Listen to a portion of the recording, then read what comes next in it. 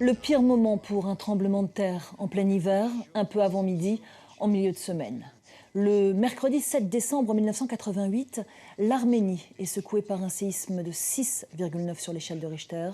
Suivra une réplique de 5,8 et des centaines d'autres. Léninakan, la seconde plus grande ville de l'Arménie soviétique, est fauchée au plus fort des activités du jour. Les enfants sont à l'école, les parents au travail, la moitié des bâtiments de la ville s'effondrent sur eux. À l'épicentre, la petite ville de Spitak est rayée de la carte. Il y aura 30 000 morts, mais aussi 15 000 rescapés tirés des décombres. Le bilan est aggravé par la fragilité des constructions et par un froid à fendre pierre. C'est aussi l'époque où le climat se réchauffe entre l'Est et l'Ouest. Mikhaïl Gorbatchev, le président soviétique, effectue sa première visite aux États-Unis. Il doit interrompre son voyage pour se rendre au chevet de la petite république du RSS. Aujourd'hui, le plus important, c'est l'organisation. Avant tout, il nous faut déblayer les débris sous lesquels se trouvent encore de nombreuses personnes, toujours en vie. Car chaque jour, nous sauvons des gens des décombres. J'ai pu moi-même en rencontrer. Et donc la première tâche à laquelle nous devons nous atteler, c'est de sauver ceux qui sont encore en vie et de retirer les corps des victimes avec humanité.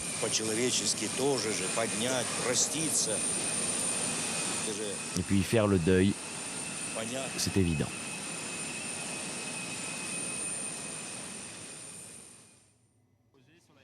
Signe des temps, un élan de fraternité se lève dans le monde entier et Moscou accepte la venue de milliers de volontaires ainsi que des dons en provenance de 150 pays. À lui seul, Charles Aznavour, le grand chanteur franco-arménien, réunira des millions avec sa chanson « Pour toi Arménie ». 25 ans plus tard, une équipe de France 24 est retournée à Léninakan. Aujourd'hui, la ville a été reconstruite et rebaptisée Gyumri. Reportage d'Alexandra Renard, Elena Gabrelian et Armen Georgian.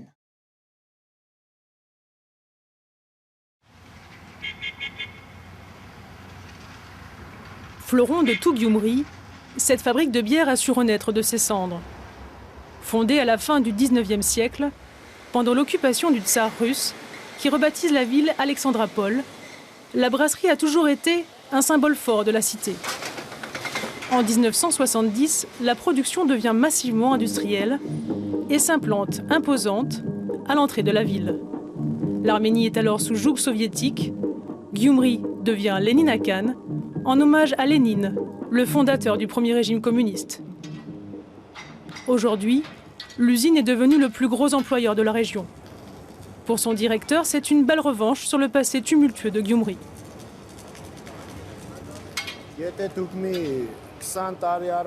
Si vous aviez été là il y a 20 ans, vous n'auriez vu que des ruines. L'usine a été intégralement détruite par le séisme. Les experts soviétiques de l'époque n'ont même pas osé la rebâtir. Reconstruite brique par brique dans les années 90, la brasserie produit désormais jusqu'à 200 000 bouteilles par jour. Sur le marché arménien, ce produit est très concurrentiel. On ne l'exporte pas encore, mais cette bière est bien meilleure que celle brassée à l'époque soviétique. Et ça n'a pas de prix. Le fameux breuvage fait vivre près d'un demi-millier de salariés. Une aubaine dans la ville où au moins 60% des habitants sont au chômage. Aram travaille ici depuis 10 ans. Ici, la plupart des hommes n'arrivent pas à nourrir leur famille. Parce qu'il n'y a pas de travail pour que les gens puissent gagner leur vie et rendre leurs enfants heureux. Moi, j'ai vraiment beaucoup de chance. Chaque ouvrier empoche environ 120 € par mois, près du double du salaire moyen de Gyumri. Arminé, la femme d'Aram, travaille aussi dans cette usine. Pas vraiment à sa place avec ses 2 diplômes de droit, mention excellente. Je suis juriste en droit civil et en droit pénal. Mais étant donné l'état de notre pays, trouver un travail dans mon domaine, c'est quasiment mission impossible. Chaque jour, lorsqu'ils sortent de l'usine, le même spectacle s'offre à eux. Comme à tous les Gyumreti, depuis 25 ans. Tout au long de leur chemin, la zone industrielle environnante n'est plus que ruine est vestige d'une autre époque. Une époque de plein emploi.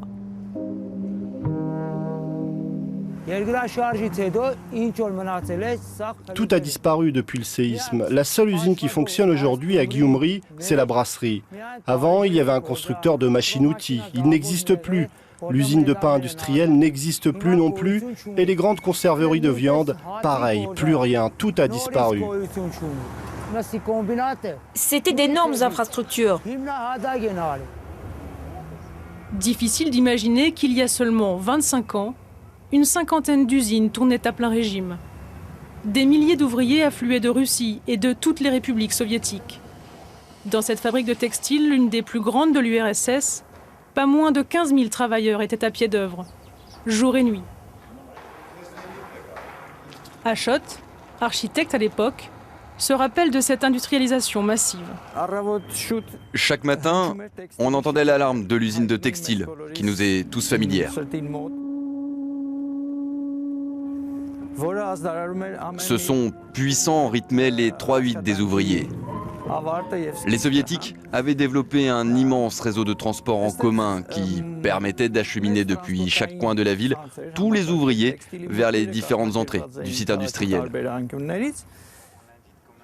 Usine communiste hier, au lieu du capitalisme très bientôt. Le site vient d'être acheté par un riche entrepreneur libanais qui a imaginé la création d'un immense complexe commercial. Ici, nous allons construire un supermarché. À côté, un café. Et un peu plus loin, un hôtel de luxe. Vous verrez, ça sera très beau. Près de l'entrée principale, des bâtiments ne trouveront pas preneurs. Ils abritaient les ouvriers venus en masse de toutes les républiques soviétiques, une main-d'œuvre toujours plus nombreuse, qu'on empilait dans ces dortoirs. Pour les loger, il fallait construire très vite. Résultat, le bâtiment était de mauvaise qualité et complètement hors norme. Le tremblement de terre nous l'a démontré. C'est malheureusement à cette période d'explosion démographique et de plein emploi pour Lenina Khan que survient le séisme du 7 décembre 1988. Le béton meurtrier tuera près de 30 000 personnes et jettera à la rue près d'un demi-million d'Arméniens. Cette catastrophe révèle au monde entier l'existence de cette petite république soviétique, jusqu'alors confidentielle. De tout pays, l'Arménie va récolter des millions de dollars, des dollars transformés aussitôt en domik, petites maisons en russe. Des milliers d'abris temporaires, devenus des bidonvilles. C'est ce qu'ont reçu à l'époque les parents d'Aram. Comme plusieurs milliers de Gyumreti sinistrés, il y vit depuis le séisme, avec sa propre famille désormais. C'est pas la maison de nos rêves, où tu voudrais voir grandir tes enfants et fonder une famille. Mais à Gyumri, il y a des gens qui n'ont même pas ça. Nous sommes contents d'avoir un toit au-dessus de la tête. Vivre dans ce domik qu'il rafistole année après année, c'est revivre sans fin ce jour d'hiver maudit où tout a basculé. Au moment du tremblement de terre, j'avais l'âge de ma plus jeune fille, 4 ans. Je me souviens de ma mère qui m'attrape sous le bras et qui dévale les escaliers en espérant qu'on allait survivre. Aram avait 7 ans. Moi, j'avais mon école juste ici, exactement là où j'habite maintenant. Quand je suis sorti de ma classe pendant le séisme, ici, il y avait un immeuble de 9 étages qui s'est effondré. J'ai vu beaucoup de poussière, je ne voyais plus rien, je ne comprenais plus rien. 11h41, le 7 décembre 1988, Lenina Khan est rasée à 60%.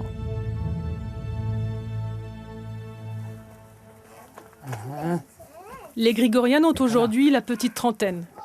Leurs 2 filles de 4 et 7 ans sont à l'école, quand eux sont à l'usine. Le couple est propriétaire du domik, mais pas du terrain. L'accès au gaz leur est donc interdit. Pour l'eau et l'électricité, il leur faut dépenser un tiers de salaire. Nous n'avons pas reçu d'appartement de l'État parce qu'on n'est pas considérés comme des SDF. Pas assez pauvres pour faire partie du programme de relogement de l'État. Pas assez riches pour offrir aux enfants une vraie maison. Ça, c'est la chambre des filles. Chaque année, on essaie de mettre du papier peint, mais comme en hiver il fait froid et que c'est très humide, ça se décolle. On ne peut pas se permettre de tout refaire plusieurs fois par an.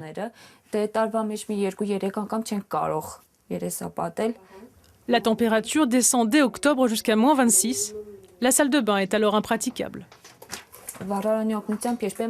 L'hiver, l'eau se transforme en glace. On n'a plus d'eau qui sort et donc on va en chercher à l'extérieur et on la ramène dans les seaux. Comme il y a du béton, tout gèle ici.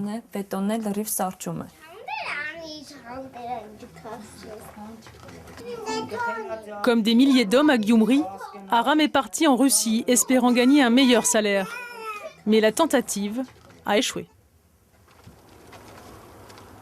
À l'extérieur, comme à son habitude, Vahan est en pleine tournée. Depuis 2006, son ONG est la seule à visiter, questionner et répertorier tous les mal relogés du séisme. Bonjour, bonjour. Ça va ma petite? Galoyan Armin, c'est qui? C'est elle. Moi, je suis Grégorian Aram. Nous allons vous filmer dans le Domik. Nous avons des partenaires arméniens aux États-Unis qui vont regarder ces vidéos. En retour, ils donnent de l'aide humanitaire aux familles habitant dans les Domik. Dans quelques jours, on vous apportera des vêtements pour les enfants et d'autres produits de première nécessité.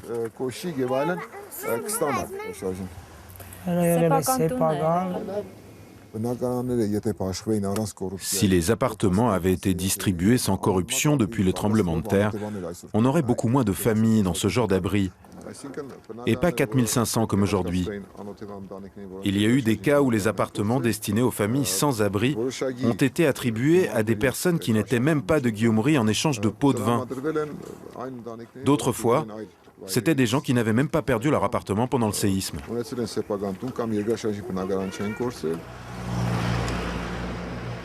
Direction, le vieux centre-ville.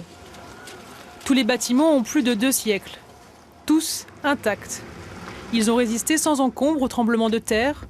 C'est ici que Vahan a établi son QG.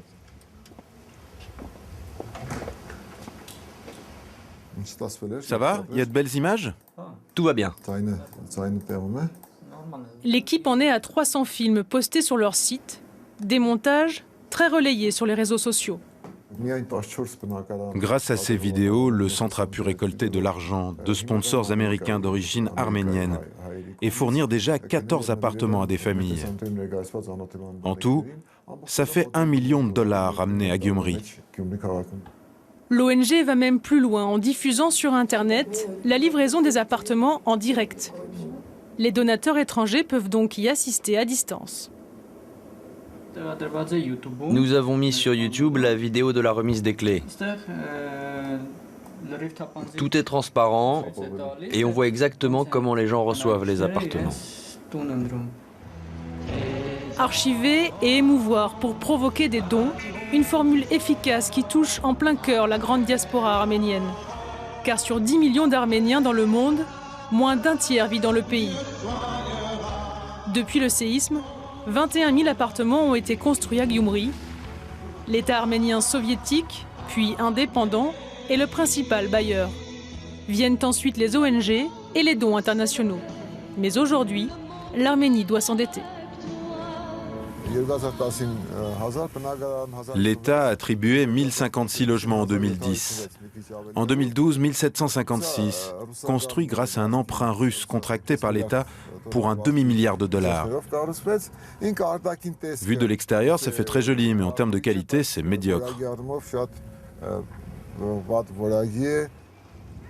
Dans une région à très forte activité sismique, Vahan suit de près les malfaçons de ces nouveaux appartements. Car c'est ici que sont relogés les sinistrés de 88. En un an, il faut déjà faire des travaux? Je suis en train de remplir ça. Pourquoi il est creux, le mur? Je mets de la colle. Tout le vent rentre dans l'appart. Et sous le mur, il y a du vide. Bon, bah, remplis bien, hein.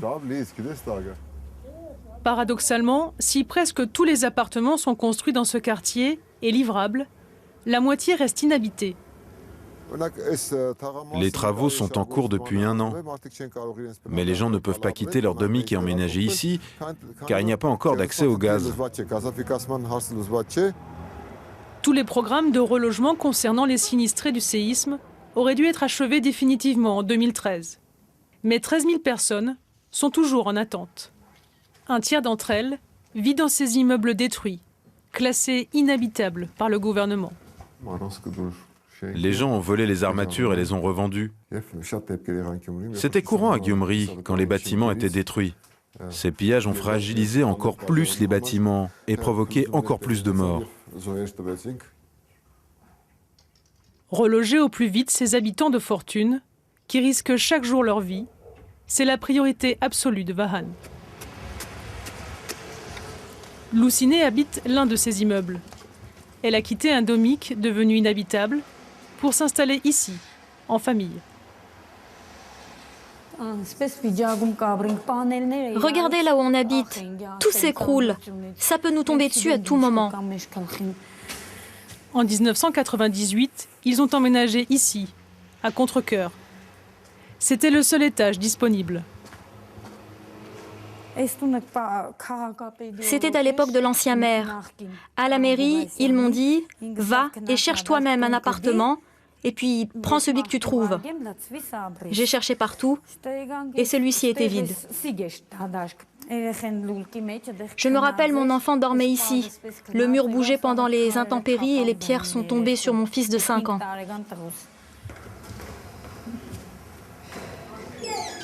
La famille loge désormais dans ce 3 pièces. Louciné a depuis des mois seule à sa charge 4 enfants, mais aussi sa tante, malade. Je fais des petits boulots. Nettoyage de tapis, je récolte des légumes. Quand mon mari est parti en Russie, les premiers mois, il n'envoyait pas d'argent parce qu'il ne travaillait pas. Papa va me ramener une voiture. Son papa est parti depuis 5 mois en Sibérie. À 28 ans, il y est embauché comme maçon. À Gyumri, 3/4 de la population sont des enfants, des femmes et des personnes âgées. Cette année, la ville est classée capitale culturelle par la communauté des États indépendants. Elle a retrouvé un peu de ses couleurs d'antan, ses couleurs de capitale d'artistes et d'artisans. Chaque mois, Gyumri organise des festivités. Sur la place principale, intégralement refaite à neuf, ce jour-là, une dizaine d'anciennes républiques soviétiques sont à l'honneur. Détachées de l'URSS en 1991, ces républiques restent de cœur toujours plus proches de Moscou que de Bruxelles. Un choix que craint la nouvelle génération eurasienne attachée à ses traditions, mais tout aussi avide de nouveautés occidentales. Après le travail, les Grégorianes ont fait le déplacement en famille. Une occasion d'offrir aux enfants une promenade dans une ville qui semble enfin avoir trouvé un second souffle.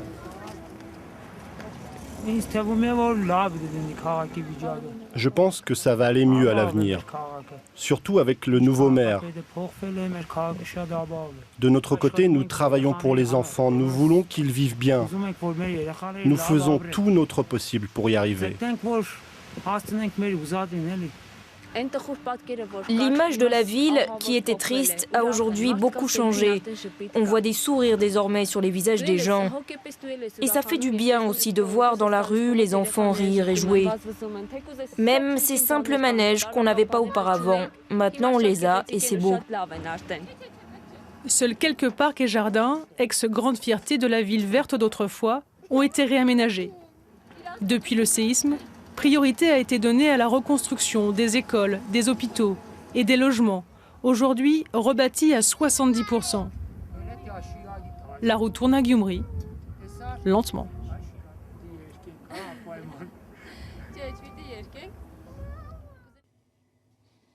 Voilà, ainsi s'achève ce billet retour. L'info continue, c'est sur France 24, bien sûr. À très vite.